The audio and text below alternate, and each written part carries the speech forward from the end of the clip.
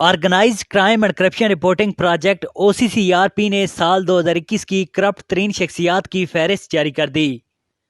غیر ملکی media report کے مطابق یورپی ملک بیلاروس کے صدر الیگزینڈر جی لوکاشینکو کو منظم مجرمانہ سرگرمیوں اور بدعنوانی کو آگے بڑھانے پر 2021 کا corrupt person of the year قرار دیا گیا۔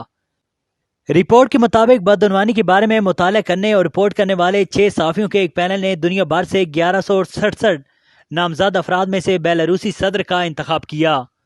لوکاشینکو 1994 سے صدر کی حیثیت سے اقتدار میں ہیں۔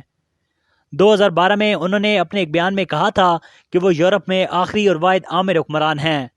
رواں سال کی دیگر کرپٹ ترین شخصیات میں افغانستان کے سابق صدر اشرف غنی، شام کے صدر بشار الاسد، ترکی کے صدر طیب اردوان اور آسٹریا کے چانسلر سیباسٹین کرز شامل ہیں۔ ناظرین، اس ویڈیو کے حوالے سے کمنٹ میں اپنی قیمتی رائے کا اظہار ضرور کیجیے گا۔